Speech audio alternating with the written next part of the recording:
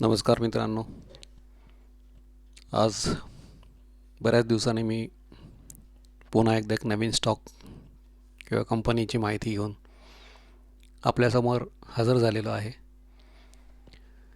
Company कोणती आहे, काय आहे त्याच्याविषयी आपण चर्चा करणार आहोत. पण तत्पूर्वी एक डिस्क्लेमर जो आपण नेहमी देतो स्टॉक मार्केटमध्ये सेबीच्या नियमानुसार, तो स्क्रीनवरती दिसतोय. तर कुठल्याही प्रकारची बाईंग सेलिंगची माझी रेकमेंडेशन या स्टॉकमध्ये किंवा कंपनीमध्ये नाही आहे. तुमच्या फायनान्शियल ॲडवायझरशी तुम्ही योग्य तो सल्ला घेऊन याच्यामध्ये तुमचं ट्रेड करू शकता.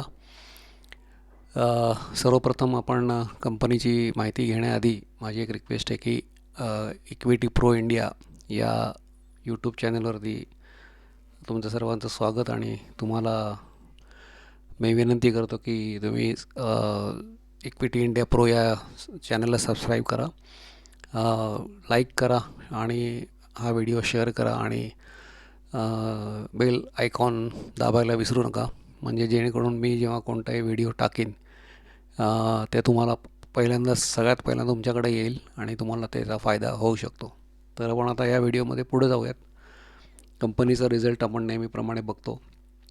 फायनान्शियल बाजू कंपनीची जर चांगली असेल आणि टेक्निकल बाजू चांगली असेल तर कंपनी किंवा स्टॉक हा पुढच्या येणाऱ्या कालावधीत चांगला रिटर्न्स आपल्याला देऊ शकतो.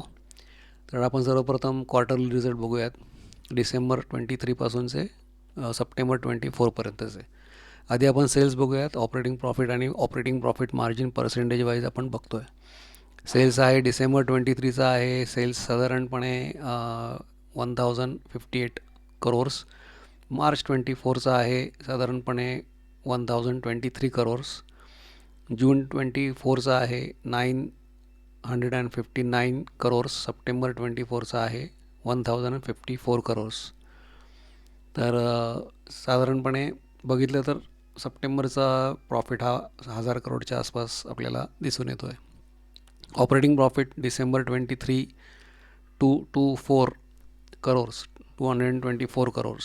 मार्च 24 217 करोर्स. जून 24 204 करोर्स. आणि आता पुढचा जो आहे सप्टेंबर 24 तो आहे 232 करोर्स. म्हणजे ऑपरेटिंग प्रॉफिट पण 200 करोडच्या आसपास प्रत्येक क्वार्टरली येतं आहे, मेंटेनिंग करत आहेत ते. आणि ऑपरेटिंग प्रॉफिट मार्जिन बघितलं तर डिसेंबर 23ला 21% होतो आणि सप्टेंबर 24ला आहे 22%. म्हणजे ऑपरेटिंग प्रॉफिट मार्जिनसुद्धा त्यांनी मेंटेन केलेलं दिसतं आहे. पुढे जाऊयात. Profit and loss account consolidated figures in crores. Sales आपण बघतो आहे मार्च 22, मार्च 23 आणि मार्च 24चं विथ TTM. सेल्स आहे मार्च 22चं 2320 करोर्स. मार्च 23चं आहे 3193 करोर्स. आणि मार्च 24चा आहे 3955 करोर्स. सेल्स आपल्याला वाढताना दिसतो आहे. ऑपरेटिंग प्रॉफिट जर इयर ऑन इयर बघितलं तर 518 करोर्स मार्च 22ला आहे. मार्च 23ला आहे 694 करोर्स आणि मार्च 24ला आहे 842 करोर्स. म्हणजे इथं operating profit year on year पण आपल्याला वाढताना दिसत आहे. आणि TTM पण आपल्याला आपण बघितलं तर साधारण 878 करोर्स TTM आपल्याला दिसून येतं आहे. ऑपरेटिंग प्रॉफिट मार्जिन बघितलं तर साधारण 22% मार्च 22ला होतं आणि मार्च 24ला आहे 21%. म्हणजे साधारण ऑपरेटिंग प्रॉफिट TTM पण 21%च दिसतो आहे. ऑपरेटिंग प्रॉफिट त्यांनी मेंटेन केलेलं इयर ऑन इयर आपल्याला दिसून येतं आहे. आता आपण पुढे जाऊयात.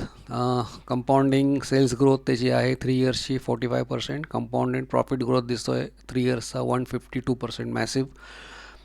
स्टॉक प्राईस CAGR त्याचा आहे 3 इयर्सचा 70% आणि 1 इयरचा 23%. तोही चांगला आहे. इक्विटी रिटर्न ऑन इक्विटी 3 इयर्सची 19%ची दिसते, तीही चांगली दिसते. 10च्या अबाव आपल्याला इक्विटी लागते, रिटर्न ऑफ इक्विटी.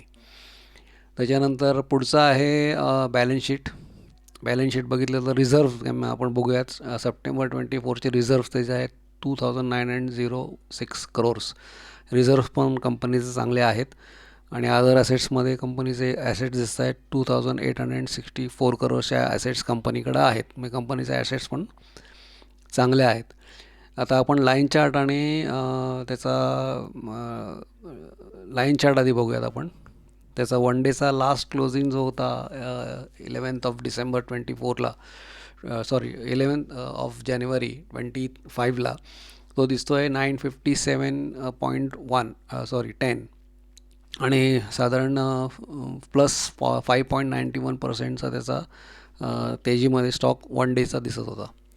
आता पुढचं बघितलं तर 5 डेजचा आपण चार्ट बघतो आहे, लाईन चार्ट. त्याच्यामध्ये पण लाईन चार्टप्रमाणे तो अपर लेवलकडंच चाललेला दिसतो आहे आणि टोटल ओव्हरऑल 5 डेजमध्ये त्यांनी 4.39%चे रिटर्न्स आपल्याला दिलेले दिसत आहेत.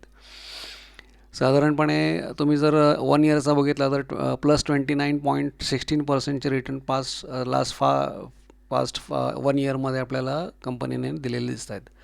5 इयर्समध्ये खूप मोठ्या मॅसिव्ह प्रमाणात त्यांनी रिटर्न्स दिलेले 1156.37% एवढे मॅसिव्ह रिटर्न्स त्यांनी इन्व्हेस्टरला 5 वर्षामध्ये कमवून दिलेले दिसत आहेत. 5 वर्ष जर होल्डिंग कोणी केलं असेल तर त्याला 100 रुपयाला त्याला एवढे पर्सेंटेज मिळालेले दिसत आहेत. कंपनीची आता नाव तुमच्यासमोर आलेलं आहे, रामकृष्ण फोर्जिंग लिमिटेड हे कंपनीचं नाव आहे.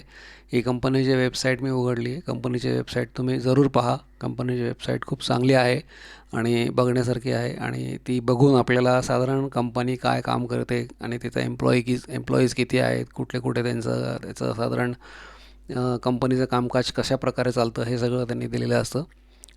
मला वाटतं त्याच्यामध्ये फोटोग्राफ्स वगैरे पण त्यांनी दिलेले दिसून येत आहेत.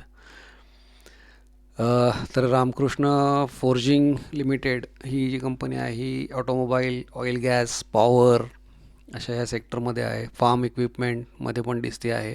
कन्स्ट्रक्शन अँड मायनिंगमध्ये पण आपल्याला ते दिसून येते आहे. रेल्वेजमध्ये पण आहे.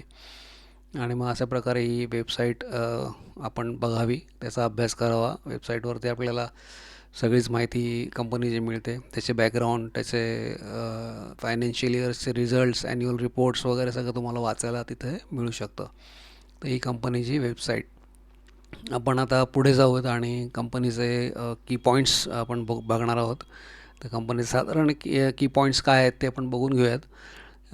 वेस्ट बेंगॉलमध्ये मला वाटतं त्यांची आहे कंपनीची हे. तर की पॉईंट्स बघूयात. Ramkrishna forging limited BSE NSE दोन्हीकडे रजिस्टर आहे कंपनी. मार्केट कॅप आहे 17,318 crores. करंट प्राईज त्याची दिसते 957. नंतर 52 वीक हाय लो दिलेला आहे. तो आहे हाय आहे 52 वीक 1064 आणि लो आहे 602. स्टॉकचा PE आहे 47.1. थोडासा PE थोडा महाग वाटतो आहे आणि बुक व्हॅल्यू आहे 163 rupees. Dividend yield 0.21% dividend company आपल्याला देते. ROC ही चांगला आहे 15च्या वर 18.7% आणि ROE पण चांगला दिसतो आहे 17% आणि फेस व्हॅल्यू आहे 2 रुपीज. तर मित्रांनो, हा तुम्ही व्हिडिओ बघितला त्याबद्दल मी तुमचे आभार मानतो.